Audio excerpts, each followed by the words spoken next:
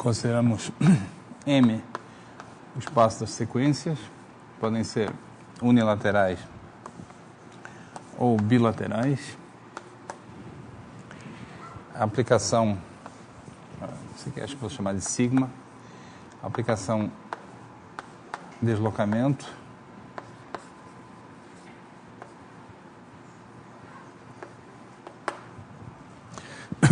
e aí, dada uma matriz estocástica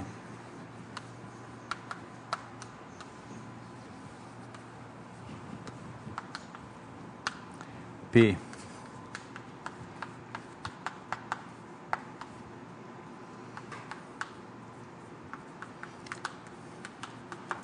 e um vetor de probabilidades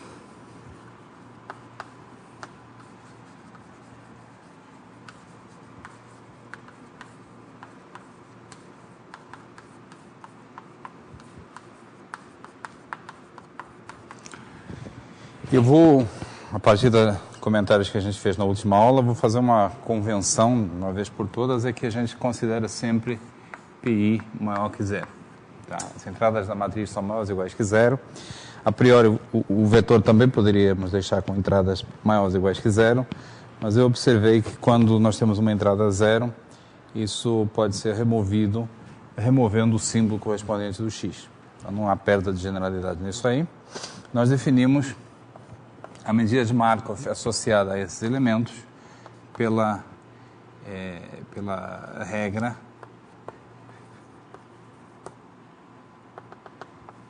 que a medida de um cilindro é P de AM, P de AM, AM mais 1, P de AN menos 1, AN. Com aquela interpretação heurística. E os dois teoremas, eu vou juntar num só, o sistema sigma mi é ergódico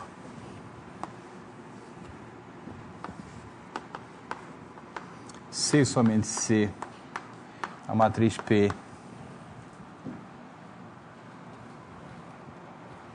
é irredutível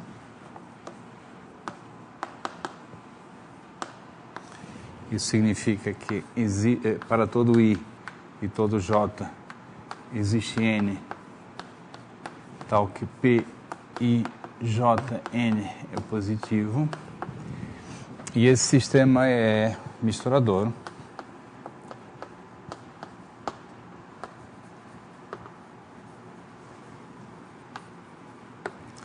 se e somente se P é aperiódica, o que significa que existe N, então para todo I e J, P I J N é positivo. Isso aqui representa o coeficiente na posição IJ do iterado enésimo da matriz P. Ok, eu vou provar a parte B do teorema. As provas são relativamente parecidas. Eu vou provar a parte B, que é um pouco mais limpa, e as duas demonstrações estão no texto. Ok. Então, demonstração da parte B. Tem um exercício aí, o exercício 7.2.6, que eu chamo a atenção de vocês.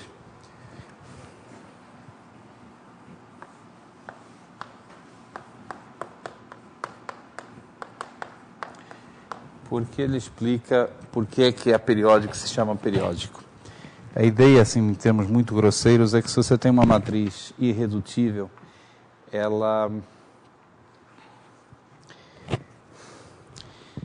a menos de você tomar um iterado, é um pouco mais sofisticado do que isso, mas a menos de você tomar um iterado dela, ela se torna aperiódica. Quer dizer, os N's que aparecem aqui dependem do I e do J, mas dependem de uma maneira periódica. a cada 5 se repete de novo. Então você troca tudo pelo quinto iterado e você tem algo parecido com isso aqui. O exercício dá o enunciado preciso. Então, sempre que você tem uma matriz irredutível, existe uma coisa chamada o período dela, que é o tal tempo ao fim do qual as coisas se repetem. E o caso aperiódico é quando esse período é 1, tá? Quando se repete imediatamente. Bom, certamente está mais preciso no enunciado do exercício.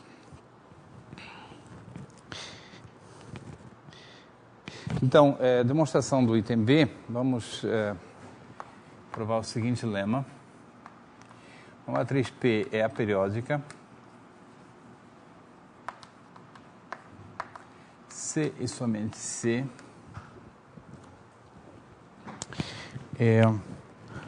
quando você toma o limite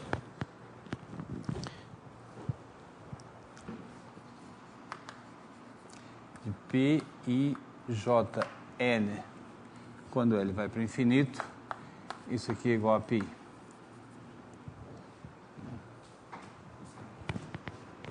PJ. Para todo I e todo J. Quer dizer, numa matriz, se vocês pensarem que isso aqui representa a probabilidade de passar do estado I para o estado J em L iterados, esse lema está dizendo que à medida que o L vai para o infinito, vai crescendo, essa probabilidade fica cada vez menos dependente do I. Tá? O sistema vai esquecendo, e essa convergência de fato é exponencial, o sistema vai esquecendo o estado onde começou, em termos de probabilidade para transitar para outro estado qualquer.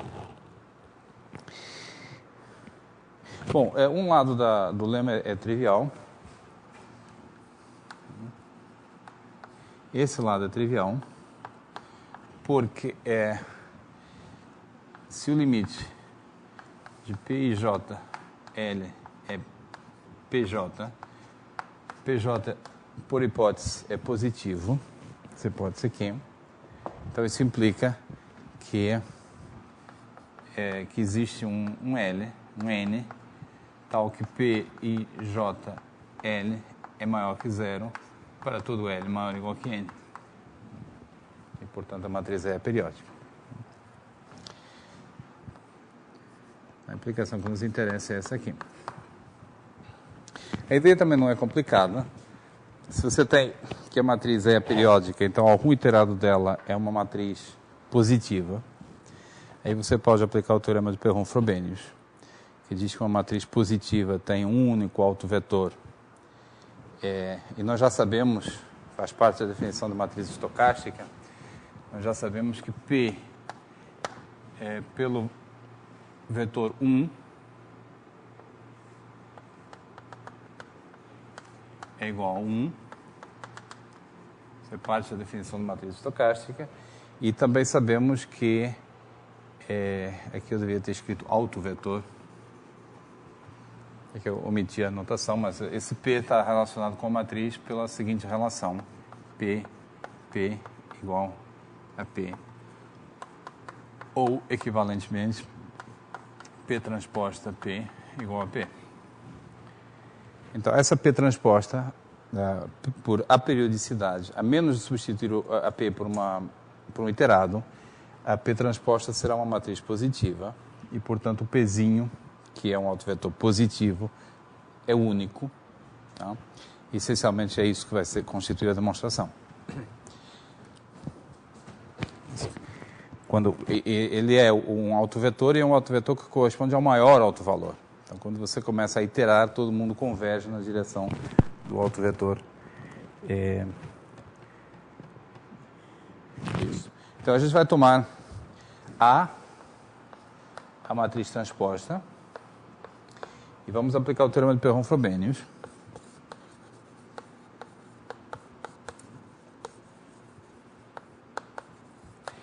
Perron-Frobenius diz que existe um único, diz que existe um único autovetor autovetor positivo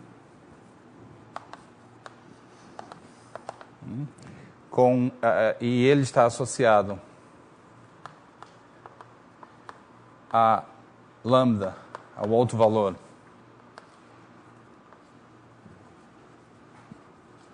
lambda igual ao raio espectral da matriz A, que é positivo. E, como nós já temos aquele fato lá, é claro que esse autovetor é o P.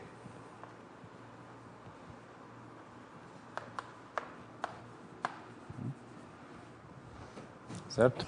Então, alto valor associado ao alto valor, um alto vetor associado ao alto valor 1. O lambda é igual a 1. Tá? Então, Frobenius diz que se você tem uma matriz que alguma potência é positiva, então ela admite um único alto vetor positivo associado a um alto valor positivo. Tá? Então, o que a gente faz? A gente escreve o RD como a direção do autovetor preferencial mais um hiperplano. H é um hiperplano invariante, que é a soma dos autoespaços associados aos demais autovalores. Tá? Tem essa decomposição. E agora,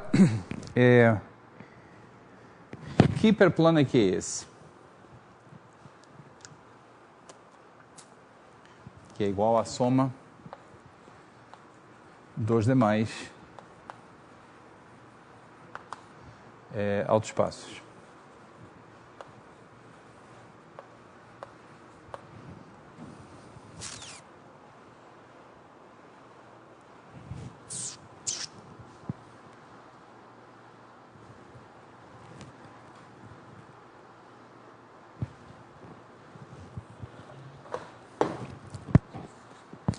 Acontece que nós sabemos quem é esse hiperplano.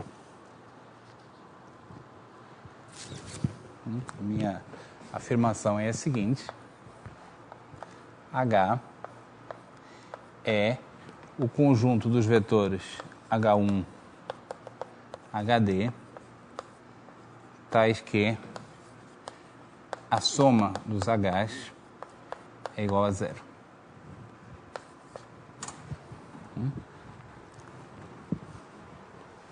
Como é que eu vou verificar essa afirmação?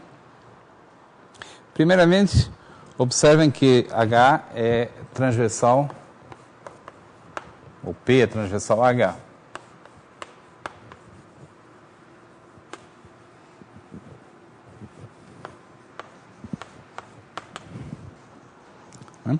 P é formado por vetores positivos, não está contido aqui, logo é transversal a esse H. Além disso, H é invariante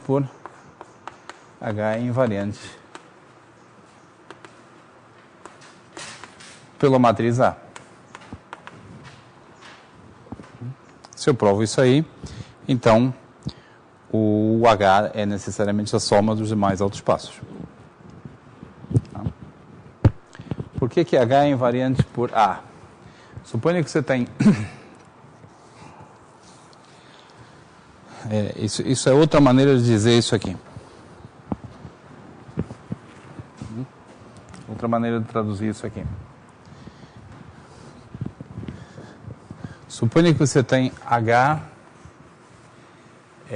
então, primeiro, H é o ortogonal do vetor 1, 1, 1.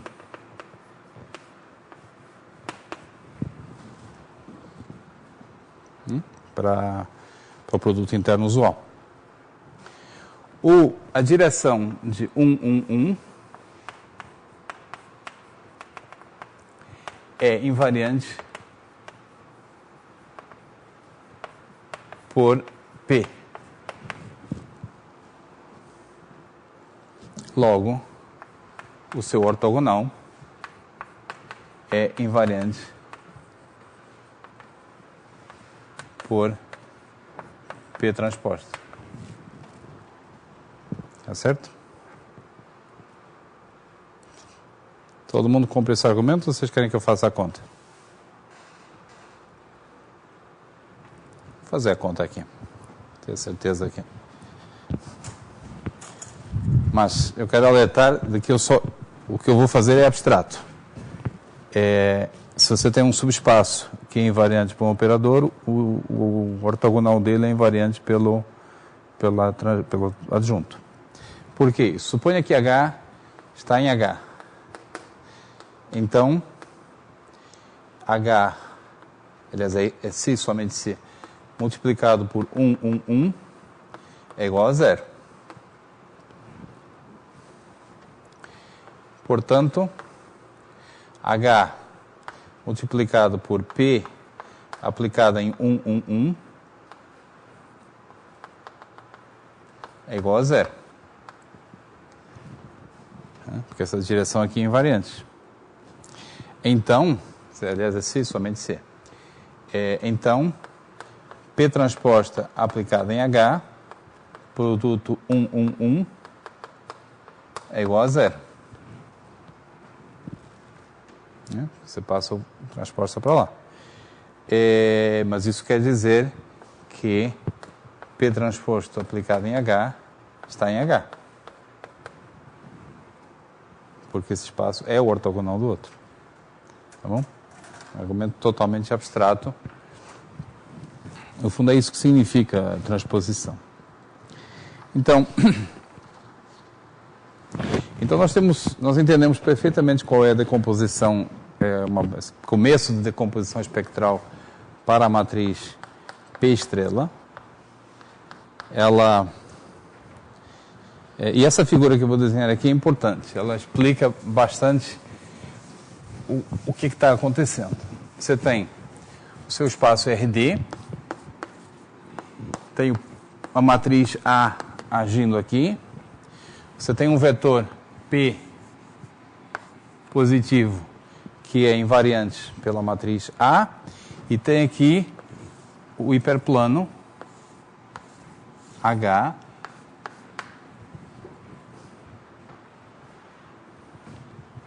Deixa eu fazer uma figura até um pouco mais sofisticada. Você tem aqui o vetor 1, tem o ortogonal dele,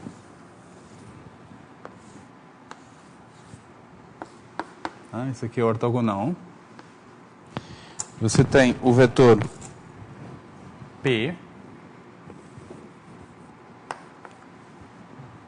que é transversal ao subespaço, mas evidentemente não precisa ser ortogonal. E essa decomposição aqui em H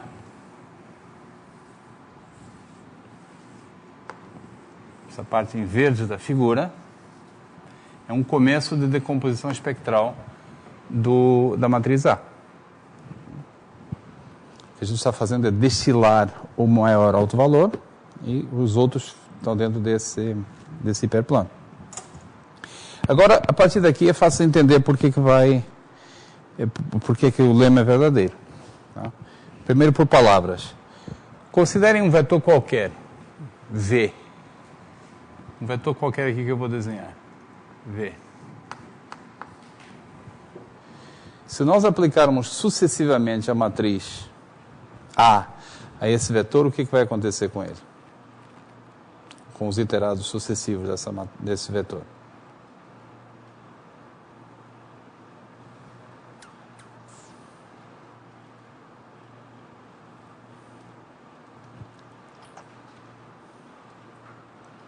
O componente de P vai crescer com velocidade lambda. Lambda que é igual a 1. O lambda é igual a 1 por causa disso, né? É 1. Está aqui. As outras componentes vão diminuir necessariamente porque o Perron-Frobenius também diz que o resto do espectro, os demais alto valor, são estritamente menores que o lambda. Tá? Então você pega o vetor aqui, decompõe a componente na direção P e na componente na direção H, por iteração, essa fica estática e essa vai para zero. Tá? A partir daqui a prova é completamente geométrica. Você pega... Eu até vou escolher um vetor em particular. Vou escolher V igual a 0, 0, 0, 0, 1, 0, 0, em que isso aqui é numa certa posição J. Tá? E o que eu tenho? Que ANV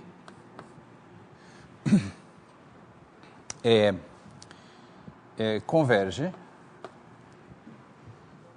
A componente aqui converge para zero. Aquela é constante.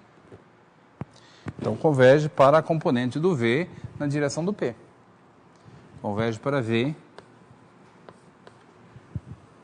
P vezes P, que é a projeção. Perdão, não é isso que eu quero. Perdão. Converge para a projeção de V na direção de P. Tá?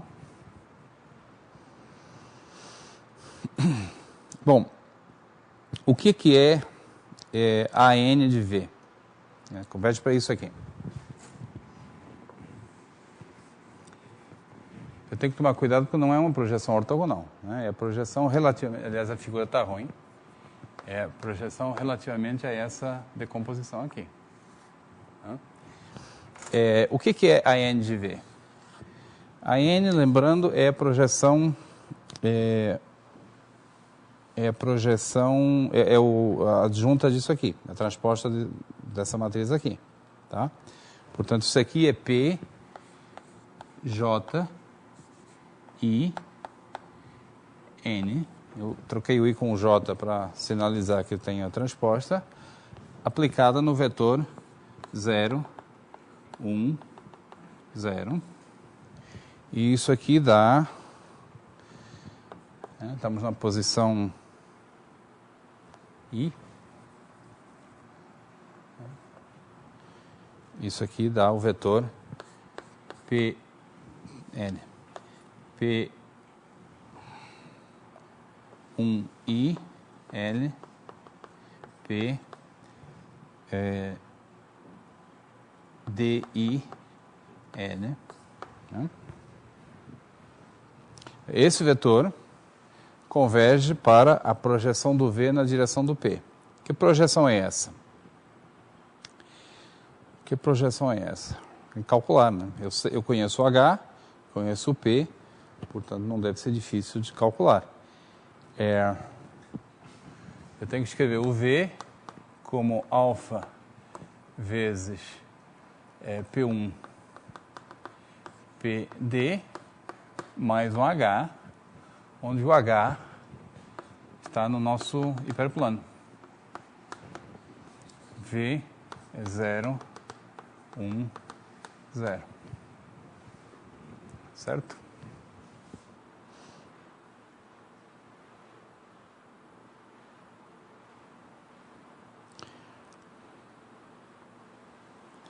Muito bem. Tem que resolver essa relação. Tem uma coisa fácil de fazer para resolver. Tá claro? Eu tenho esse fato geométrico, vem da estrutura espectral do operador. Então, por um lado, o lado esquerdo é essa sequência aqui. Vamos ao lado direito. O lado direito será esse alfa vezes P1 PD que eu vou encontrar aqui. No fundo, eu só preciso encontrar o alfa. Tá certo? Então, como é que eu vou encontrar o alfa sem fazer muita conta? Eu vou observar o seguinte, a soma de todas as coordenadas do vetor desse lado é 1. E quanto que é a soma das coordenadas do vetor daquele lado?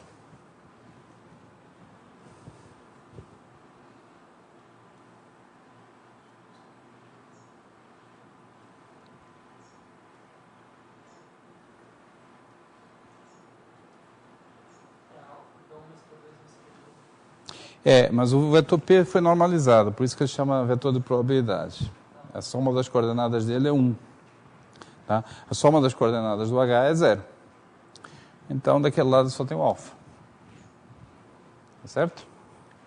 Então, o que eu provei foi que isso aqui converge, quando ele vai para o infinito, para o vetor P1, PD. Qualquer que seja o I. De acordo? Em outras palavras, P1I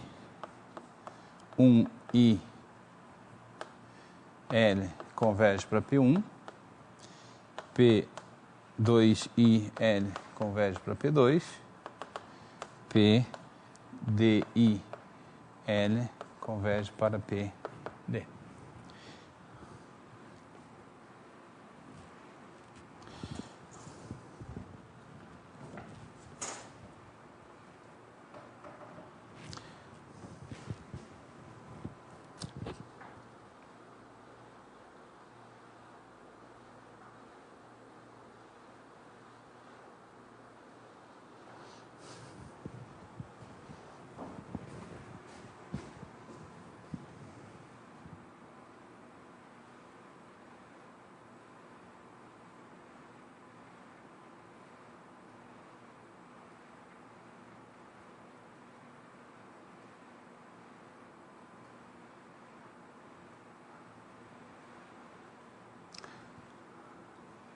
Não é o que a gente queria, né?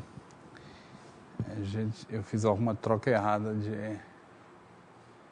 de índices.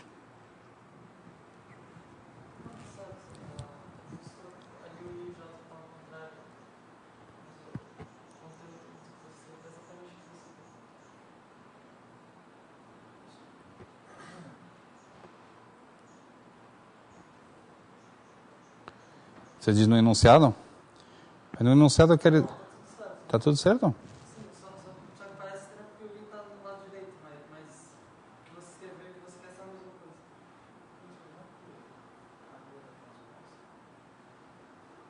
Não, mas eu quero P e J converge para PJ. O índice tem que ser o mesmo aqui.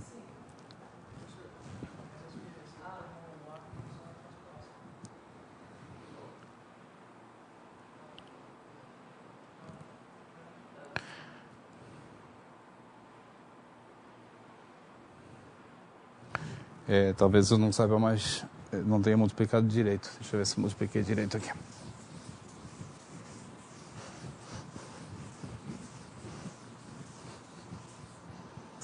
Então a gente tem que...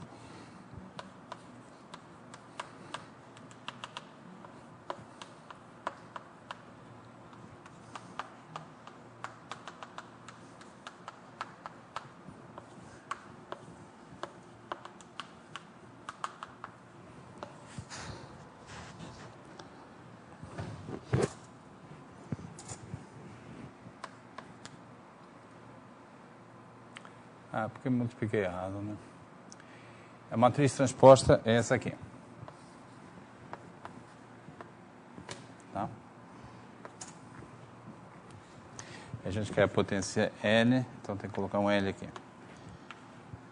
Tá certo? E a única coisa que nos importa aqui é a coluna I. A coluna I está PI1 até PID. Tá certo? Então aqui é PI1 até PID. E então é exatamente o que a gente quer.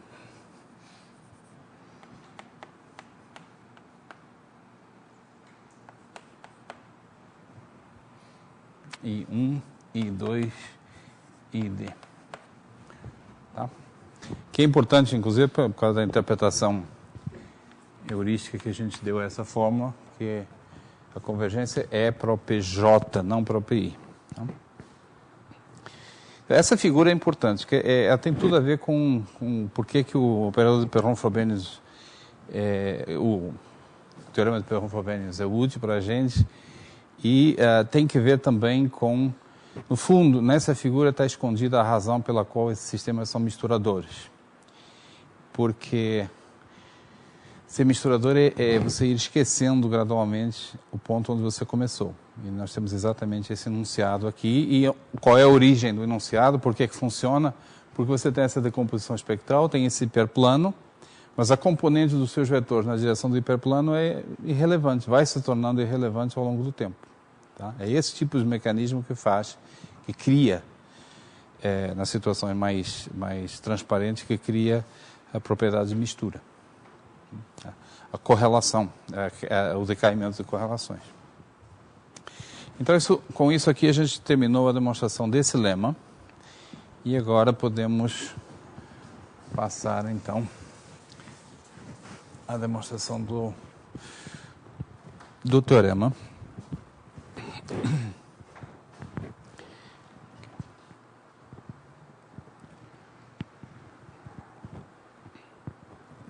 Então, suponha inicialmente que o P é... Suponha que o sistema é misturador. Demonstração do teorema, parte B. Suponha que sigma mi é misturador. Então, como nós sabemos, isso significa que sigma, que mi de sigma menos A interseção B converge para mi de A, mi de B, para quaisquer conjuntos, qualquer par de conjuntos mensuráveis A e B. Então, eu vou tomar A, um cilindro, e B, outro cilindro.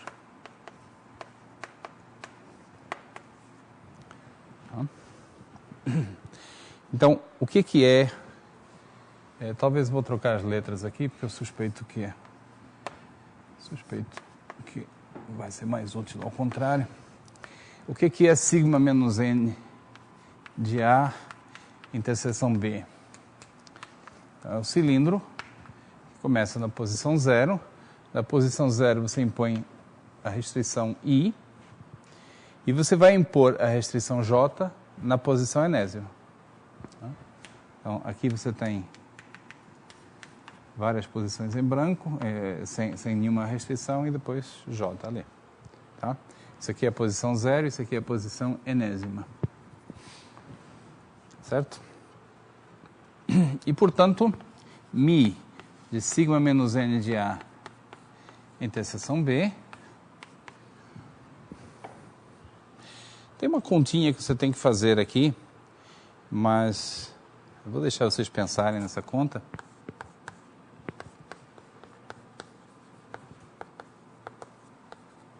Se fosse logo na primeira, por exemplo, mi de 0 e J, por definição, é PI, PIJ. Né? Porque bom, por definição. De acordo? Vamos supor, isso é para o caso n igual a 1. Para n igual a 2, nós teríamos isso assim.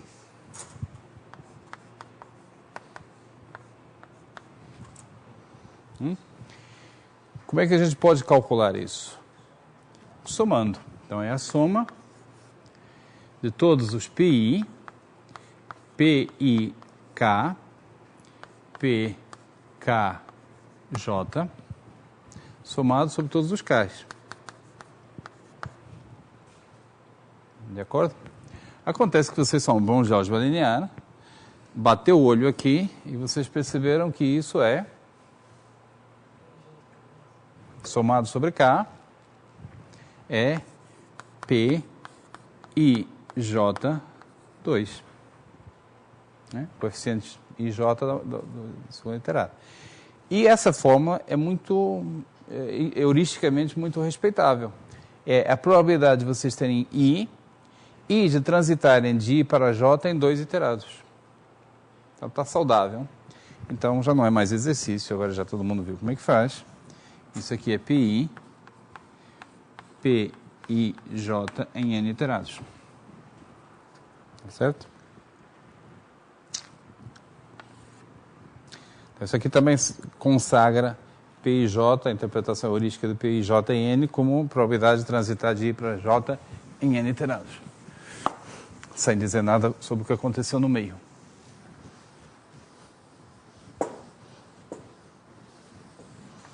Assim sendo, o que essa fórmula diz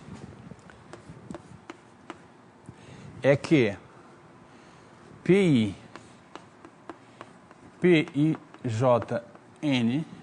converge para PJ quando N vai para o infinito.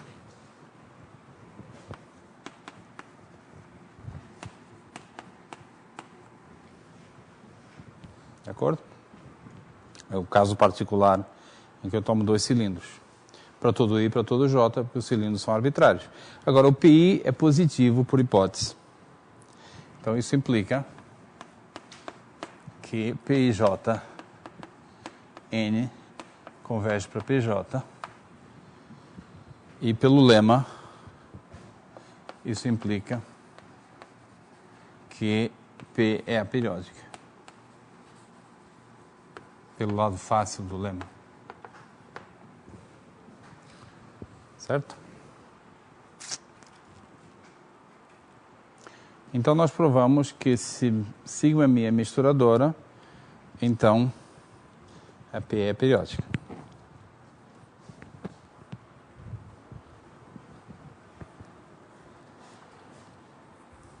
Bom, de certa forma, isso aqui é C somente C.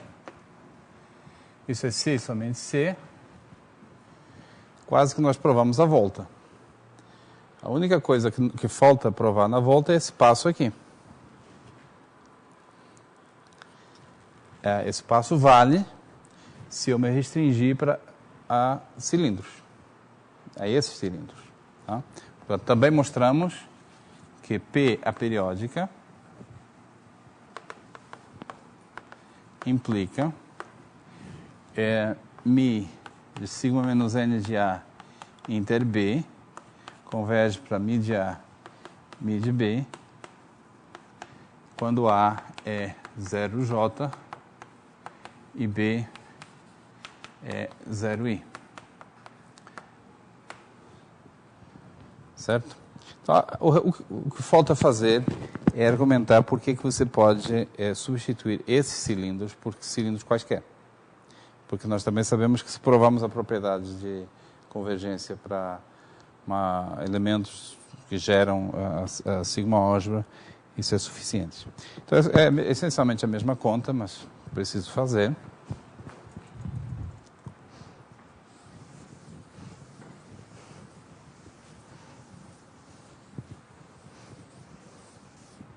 Então, mais geralmente,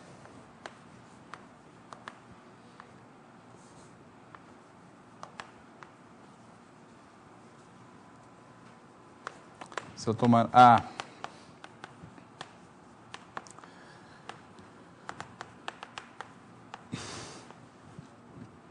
e B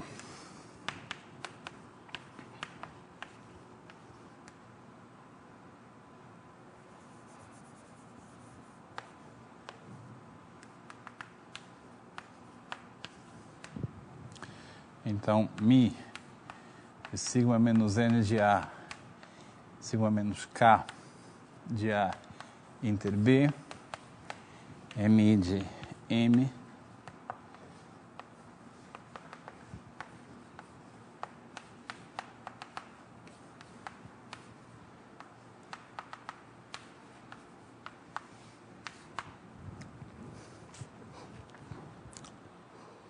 tá? Para todo K suficientemente grande.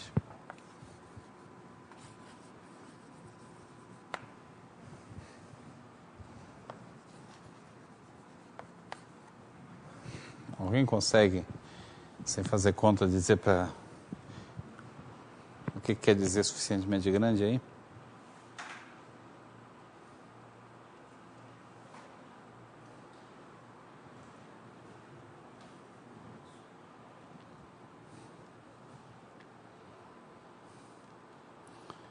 A gente tem que pegar esse Bn que está na posição N, empurrá-lo para a posição N mais K. É isso que a gente está fazendo. E essa posição N mais K tem que estar além da posição P.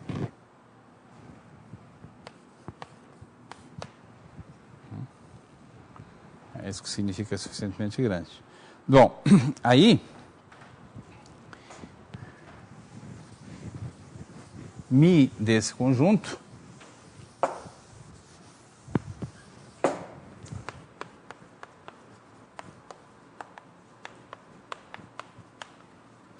o que é igual? O que é igual Mi disso aqui?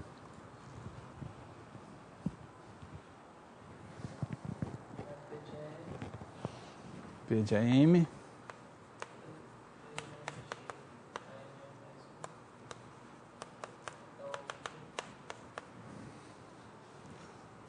de AP menos 1 AP, né? N mais K menos P de AP BN, é isso? E depois P de BN, BN mais 1, até P de BQ menos 1, BQ. Certo? Então, são essas transições, tem que começar no P a M, aí faz as transições que tem que fazer. Aqui faz a transição de uma vez só, no número de passos adequado, que é esse aí. Esse sujeito aqui, esse sujeito está na posição N mais K. Esse está na posição P. Então, o número de passos é N mais K menos P, né? Etc. Isso aqui pode ser simplificado. Eu posso escrever isso como Mi de A, que é o que está aqui.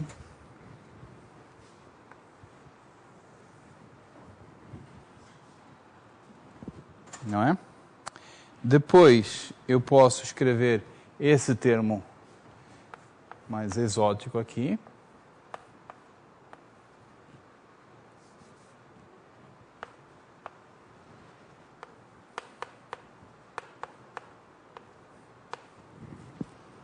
Tá certo?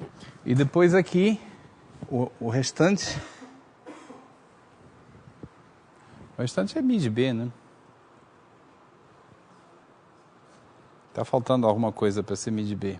Bom, coloquemos e tiremos. Está faltando P de BN, Mi de B. Certo? Está faltando aquele Pzinho ali. Então eu divido e coloco lá. Tá certo? E a razão de eu estar fazendo isso é que o meu objetivo é mostrar que se a matriz é periódica, esse número converge para Mi de A e Mi de B.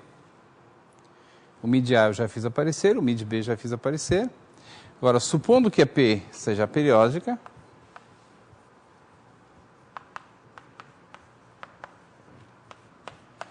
eu tenho o seguinte, eu sei o limite disso aqui. Quando K vai para infinito. Eu sei que converge para o Pzinho do BN. Então, esse aqui converge para Pzinho do BN multiplicado, olha que maravilha, por 1 sobre o Pzinho do BN. Quando K vai para infinito. A variável que eu estou rodando aqui é o infinito. Tá certo? Portanto, converge para Mi de A, Mi de B.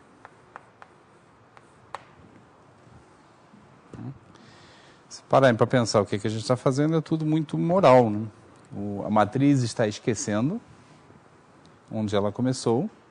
Portanto, a correlação entre ter começado no B e ir parar no A N iterados depois está convergindo para a influência de um evento sobre o outro está sumindo, que é o que o misturador significa. Certo? Então, a demonstração do item A do teorema é um pouquinho menos transparente, mas é parecida. Não é mais difícil. O mesmo tipo de contas, então eu vou pular para não se tornar repetitivo.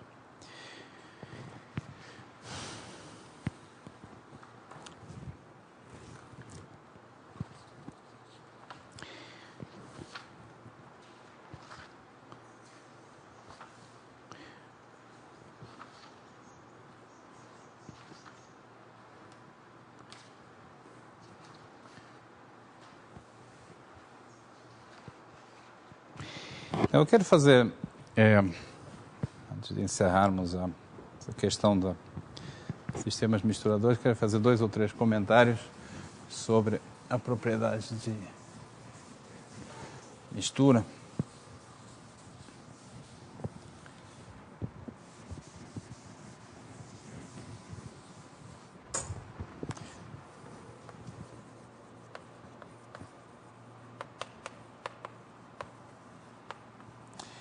Então, essencialmente, o que eu vou dizer em seguida é que, para saber se um sistema é misturador ou não, vocês não precisam conhecer o sistema, basta conhecer o respectivo operador de Koopman. Que, lembrando, o operador de Koopman é a aplicação que vai de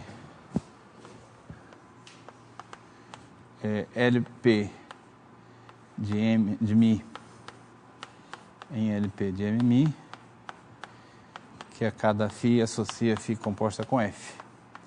Isso é uma isometria. Quando a F é invertível, o de F também é invertível, é um operador unitário. E nós chamamos propriedade espectral de um sistema qualquer propriedade que só depende do operador de Koopman. Significa, em particular, que se vocês tiverem 2 sistemas diferentes, mas que por um acaso tenham o mesmo operador de Koopman, ou seja, operadores de Koopman conjugados, então, se um tem a propriedade, o outro também tem. Tá? Mas na frente nós vamos ver que existem propriedades que não são espectrais, mas ser misturador é uma propriedade espectral. E isso é uma consequência da seguinte proposição. São equivalentes as seguintes propriedades.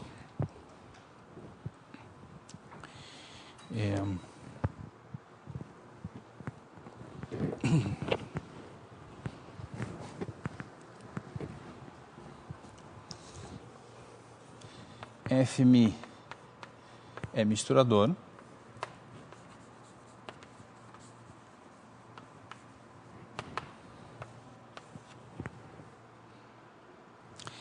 Lembrando o que isso quer dizer. Quer dizer que as correlações convergem para 0 para toda φ e ψ mensuráveis limitadas.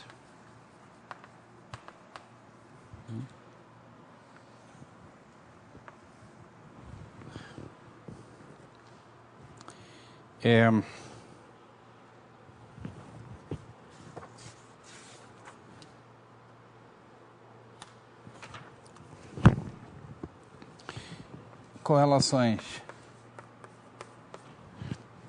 convergem para 0 para toda φ em LP, toda ψ em LQ, onde P e Q estão relacionados pela condição de dualidade.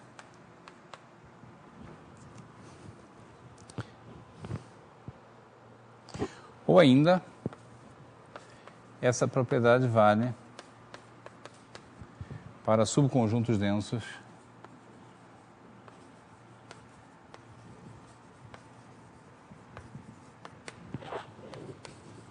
de LP e LQ. Aqui no texto está escrito de maneira mais formal e mais precisa. O que quer dizer é que basta que exista um subconjunto denso do LP e um subconjunto denso do LQ, tal que esse fato vale sempre que o φ e o ψ estão nesses subconjuntos densos. Desculpem, aqui eu me antecipei. Isso não é o modo como eu defini misturador, então deixa eu... misturador, a definição foi mi de sigma menos n de A inter B, converge para mi de A, mi de B. Eu vou já explicar. Para A e B mensuráveis quaisquer.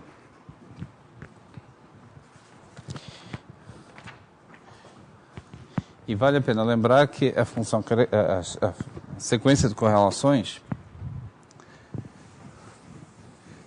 Cn φ psi foi definida como integral de φ composta Fn psi dmi menos integral de φ dmi integral de psi dmi.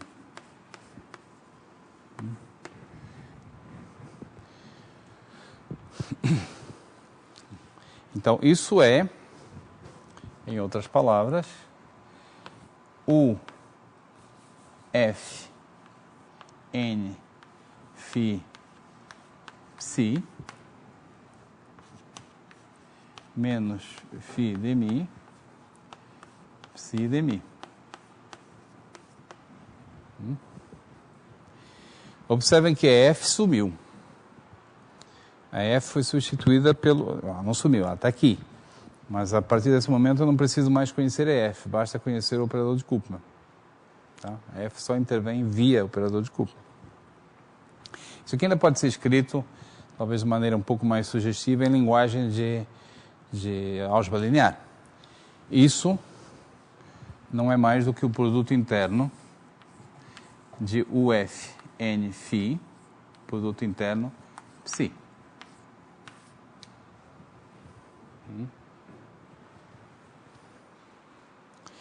E aqui, eu não sei porquê, mas os autores gostam de escrever esse lado aqui também como produtos internos, para ficar mais álgebra linear. Isso aqui é o produto interno de φ pela função 1. E aqui o produto interno de psi pela função 1. Vários livros usam essa... Manet, Peter Walters, etc. A maioria dos livros escreve desse jeito. Para enfatizar que nós estamos num ambiente de álgebra linear. Então, esse item B, ou item C, mostram que a propriedade de ser misturador é uma propriedade que você caracteriza em termos do operador de Koopman. É sempre bom pensar no caso em que P e Q são iguais a 2. Tá? E aí, inclusive, faz mais sentido falar em produto interno, que é mais razoável falar em produto interno.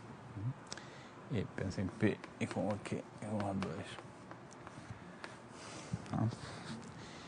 E, então, esse item B mostra, como consequência, que a propriedade de ser misturador é uma propriedade que só depende do operador de Koopman. Ok, vamos lá. Então, por que isso é verdade? Por que a proposição é verdadeira? A é uma consequência de B, imediata. Porque, vamos lá ver, você toma φ igual à função característica de A, psi função característica de B. Então, Cn de φ psi não é mais do que essa integral aqui é mi de A, a última integral é mi de B, e isso aqui é mi de A, sigma menos n, f menos n de A interseção B. Quando você multiplica a função característica do B pelo enésimo iterado da função característica do A, você obtém a função característica de B intersectado com a enésima pré-imagem do A. Portanto, essa expressão que aparece aqui na definição do misturador é, de fato, uma correlação. Uma sequência de correlações.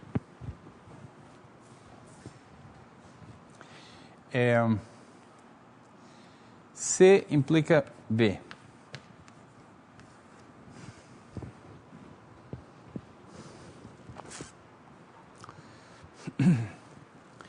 Então, suponha que você tem um conjunto D, denso em LP, e E, denso em LQ, tal que, se φ está em D e ψ está em E, então a função a sequência de correlações de φ e ψ converge para zero. Essa é a hipótese. Então, suponha que existem subconjuntos densos tais que vale isso. Eu quero provar que o mesmo é verdadeiro para qualquer ψ e qualquer φ. Dados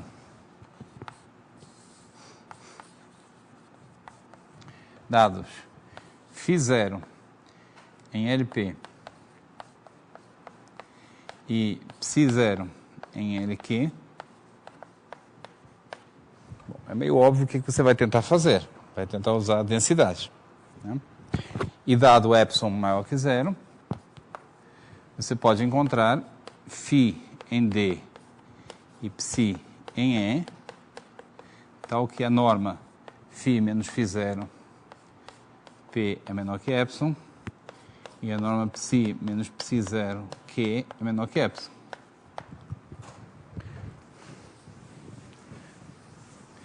E agora você vai torcer para que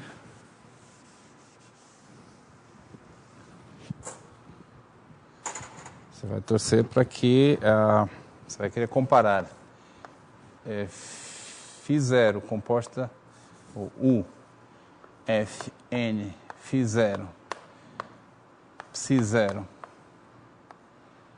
dmi, menos φ0 dmi, ψ0 dmi. Você vai querer comparar isso aqui, essa correlação dessas duas funções, com a mesma coisa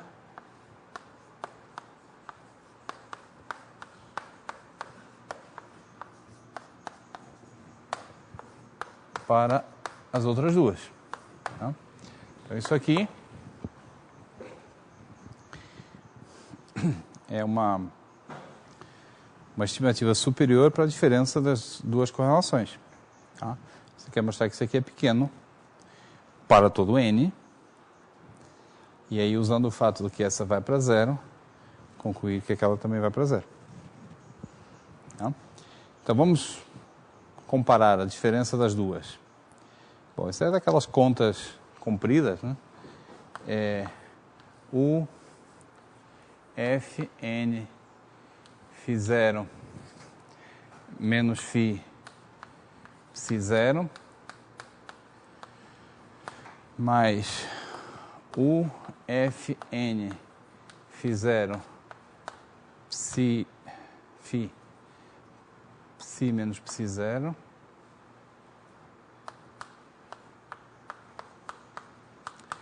mais φ0 menos φ, ψ0, mais φ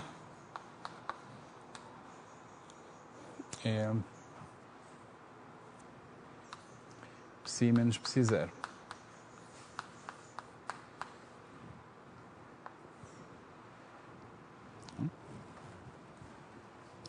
Apenas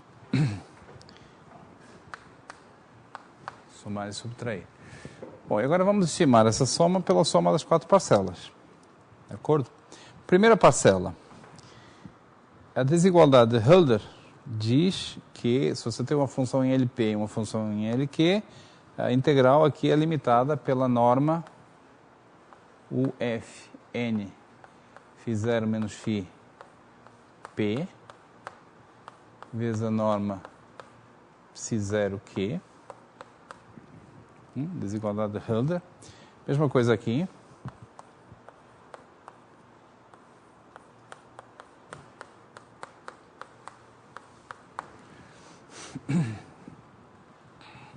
E você pode usar a desigualdade de Hölder também, colocando uma função 1. Você vai concluir que é menor que a norma φ0 menos φ p vezes a norma 1, a norma Q de 1, não importa. É a mesma coisa aqui.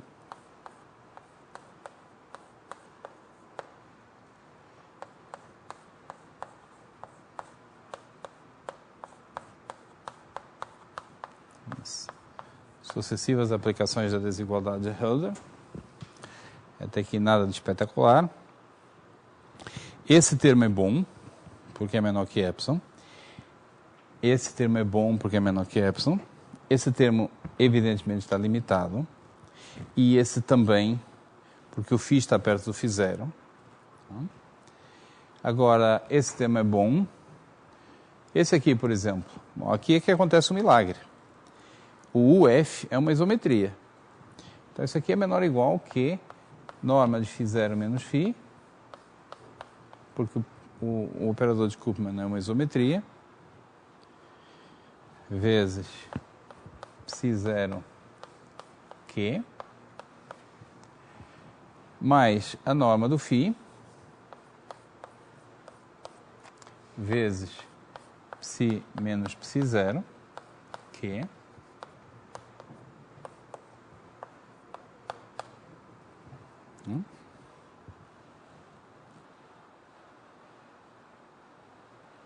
e depois repete, né? 2 vezes. E aqui também 2 vezes. Tá certo? E aqui em cima? É. Verdade.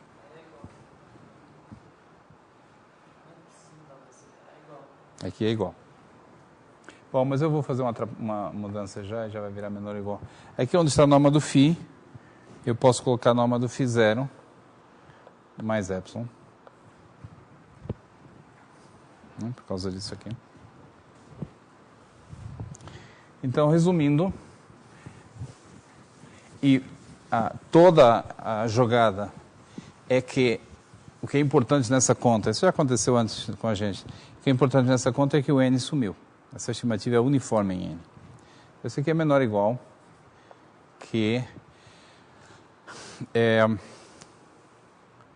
vejamos, 2 epsilon, norma do φ0, Q, mais 2 epsilon, norma do φ0 P mais epsilon. Então, isso prova que as correlações φ0 ψ0 menos φ psi é menor ou igual que essa expressão 2 epsilon φ0 P mais ψ0 Q mais epsilon para todo n. Essa aqui converge para zero, quando n vai para infinito. Portanto, você pode concluir que o lim_inf da correlação do φ0, ψ0 é maior ou igual que menos epsilon, menor ou igual que o lim_sup,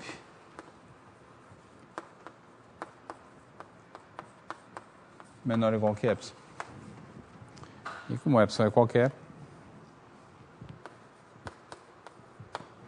você conclui que o limite é zero. Então, finalmente, para terminar a prova da proposição, falta mostrar que A implica B, né? Que A implica C.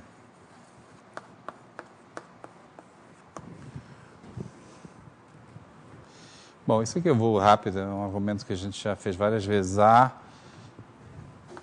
implica, é equivalente a Cn, Q de A, Q de B, igual a zero, convergir para zero, para todo A, e todo B mensuráveis. Então, A é a versão de C para funções características. E aí, por linearidade,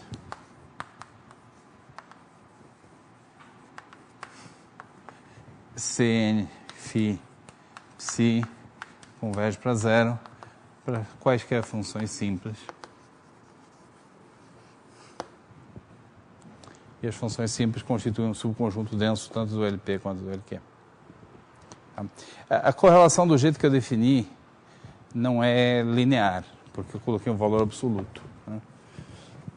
Por vezes a correlação é definida sem valor absoluto. Se tirar o valor absoluto, ela é linear. E o valor absoluto não afeta em nada a convergência para zero ou não. Por isso que eu falo em linearidade ali.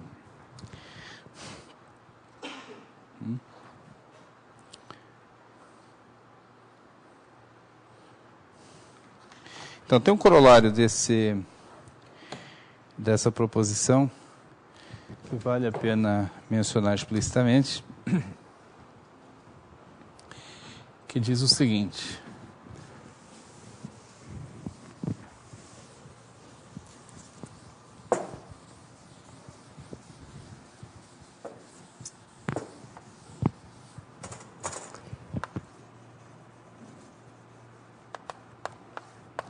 se Fmi é misturador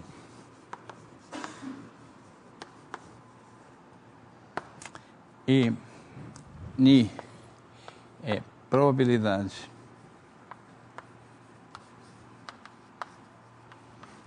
absolutamente contínua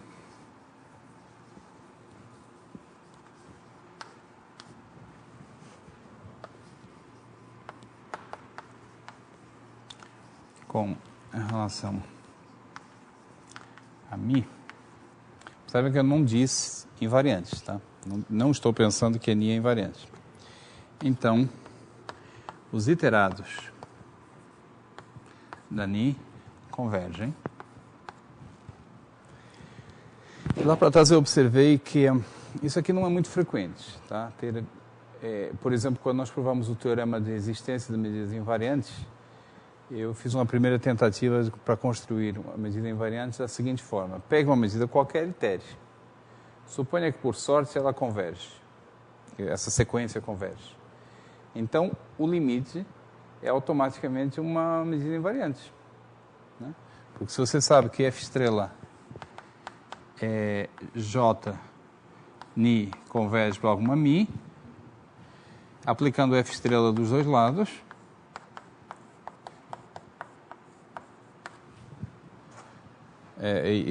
supondo que F é contínuo, o operador F estrela é contínuo também, portanto, vai continuar valendo, só que aqui você vai obter uma subsequência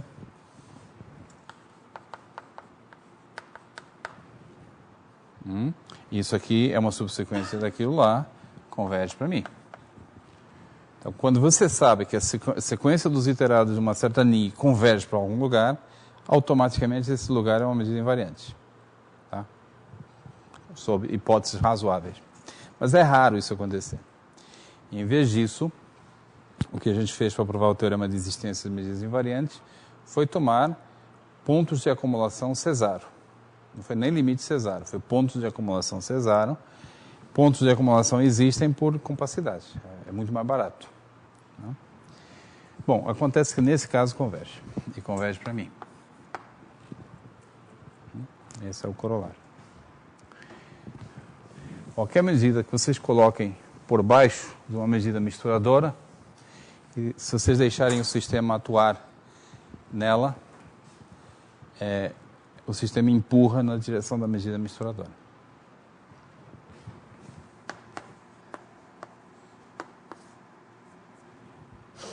Então, como é que é a demonstração disso aí? Você chama φ a derivada da Radon-Nikodym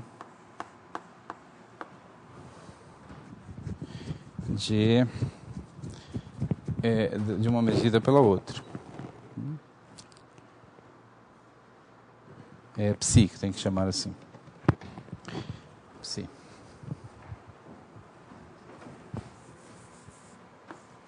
Eu não sei se eu estou com a anotação muito coerente com o que está no livro, os papéis das duas. Não, está certo. É psi que eu quero que seja derivada de radon e codin. E vou tomar para φ a função característica de um conjunto B. Tá? Observem que essa função aqui, por radon e codin, é a função integrável. Tá? Por outro lado, essa função aqui é limitada, portanto está em L infinito. Então, a hipótese que me é misturadora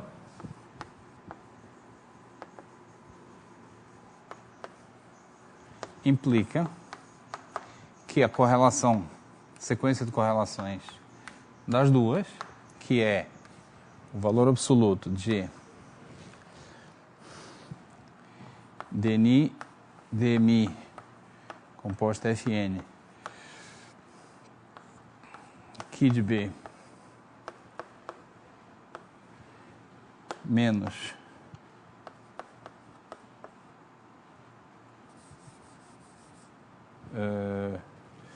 não.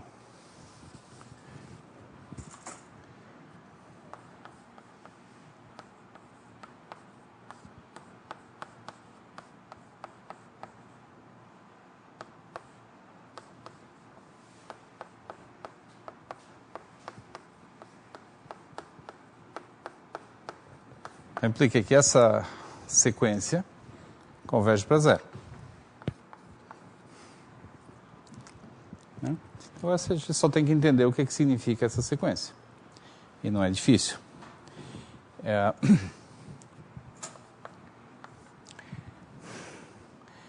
Aqui as integrais são em relação à medida invariante. Tá? Mas aí você usa a definição de derivada de radon e codin, e o que você tem aqui é Q de B composto Fn dni, usando aquela famosa regra de que dmi cancela com dmi, que significa derivada de radon e codin. Aqui você tem a medida de B, e aqui você tem dni. Certo?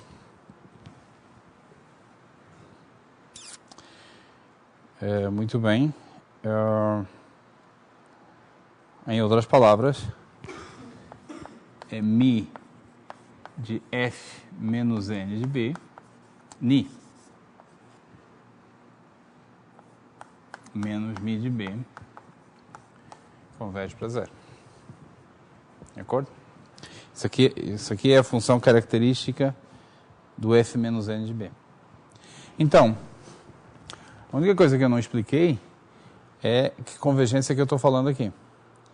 É convergência fraca, mas é mais do que isso. É convergência pontual.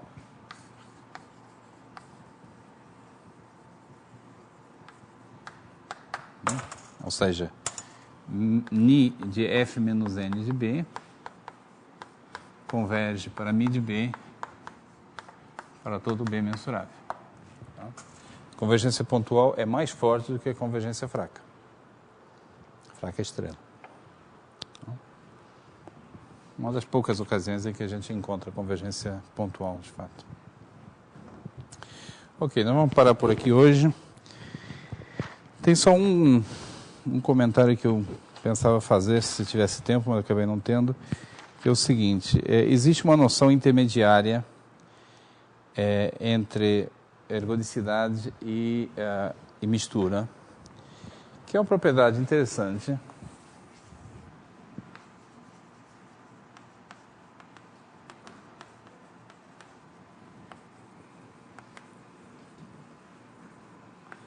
Ela tem um grave defeito, tem um nome que não é atraente. As palavras são importantes e tem certas palavras que, se você coloca na definição, desincentivam. Fraco, não, quase, todas essas palavras desincentivam. É o caso aqui, a mistura fraca.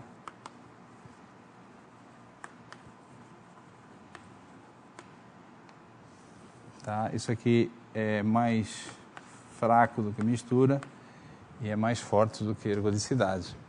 A propriedade de mistura fraca tem uma definição técnica, que é mi sigma menos n de f menos n de A inter B menos mi de A, mi de B, soma o J de 0 até n menos 1, 1 sobre n, converge para 0.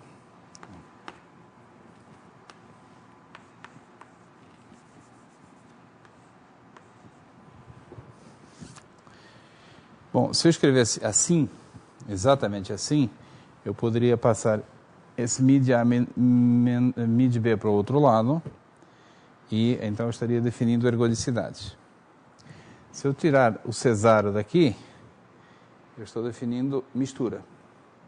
A mistura fraca é assim.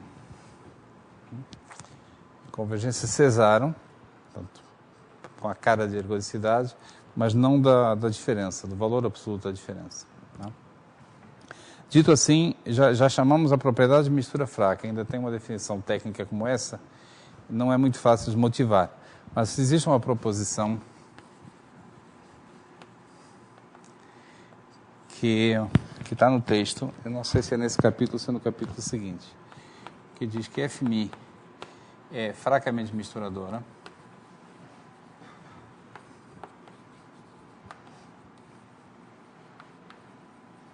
se e somente se o operador de Koopman não tem autovalores.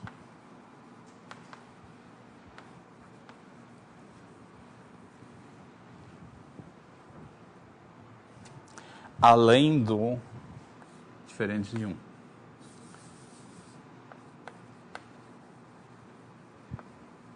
Porque 1 é melhor, não tem autovetores.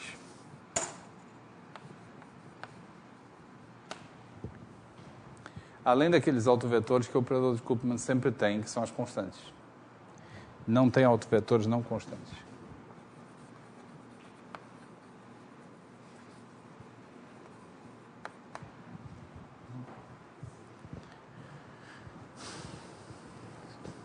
Tá. Essa proposição faz com que a propriedade de mistura fraca seja muito mais natural.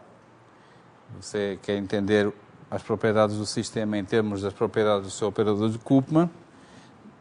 É um operador linear. Propriedade significa propriedades do espectro, significa autovalores, autovetores, propriedades como operador. E a primeira coisa que você quer olhar são os autovetores. Tá? É super natural você perguntar que autovetores existem. E desse ângulo, a propriedade de mistura fraca é muito mais natural do que essa definição, que são equivalentes, está aprovado no texto. Tá? Essa proposição está aprovada. Tá bom, eu só queria comentar isso para não passar completamente desapercebido, porque essa é uma propriedade interessante e útil em várias situações. Provavelmente na próxima aula nós vamos passar para o capítulo seguinte. A próxima aula será na sexta-feira. Tá? Essa quinta não tem aula. Vou ter que dar. E passaremos para o capítulo seguinte, o capítulo 8, onde nós vamos... Eu não vou falar muito sobre o capítulo 8, mas o tema geral é o que significa dois sistemas como esse serem o mesmo sistema. O problema do isomorfismo. Quando é que nós devemos dizer que dois sistemas são, para todos os efeitos, o mesmo? Esse é o tema.